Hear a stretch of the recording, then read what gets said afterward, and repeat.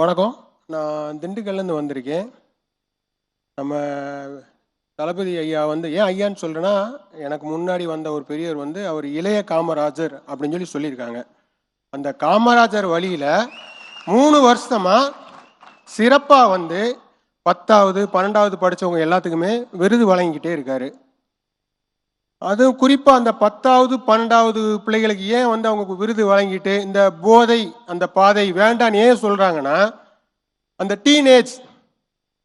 டீனேஜுங்கிற வந்து 2 கட்டம் வயசு. பெற்றோர்கள் வந்து பிள்ளைகள்கிட்ட சொன்னாங்கன்னா புரிஞ்சுக்க மாட்டாங்க. ஒரு ஆசிரியர் வந்து சொன்னாங்கன்னா பிள்ளைங்களை அதை ஏற்றுக்க மாட்டாங்க. நீ என்ன சொல்கிறது, என் ஃப்ரெண்ட் இருக்கான் அப்படின்னு போயிடுவாங்க. நம்ம உச்சம் பெற்ற தளபதி ஐயா வந்து என்ன சொல்கிறாரு, இந்த வயசில் பிள்ளைங்களுக்கு இந்த விஷயத்த சொன்னாங்கன்னா அவங்க மனசில் அது பதிஞ்சு அதன் மூலமாக இந்த போதைங்கிற பாதையை வேரோட அழிச்சிடலாம்.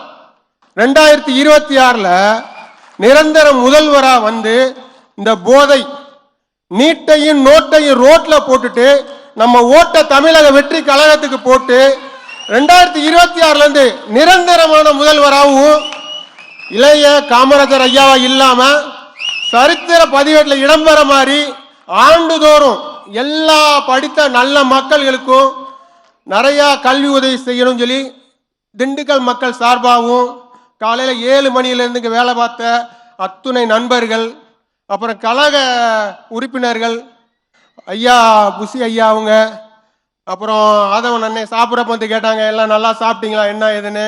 சாப்பாடெல்லாம் அருமையாக இருந்துச்சு. ஐயா வந்து இளைய காமராஜர் ஐயா வந்து சாப்பிட்டாரு என்னன்னு கூட எங்களுக்கு தெரியல. நான் வந்தமே கேட்டேன், என்னை பார்த்தா டயர்டாக இருக்கான்னு கூட கேட்டார். கிட்டத்தட்ட 5 மணி நேரம் நம்மளோட நம்ம பிள்ளைங்க நல்லா இருக்கணும், இளைய சமுதாயம் நல்லா இருக்கணும், குறிப்பா போதைங்கிற பாதையை வேரோட அழிக்கணும், நீட்டு நோட்டு வேண்டாம்.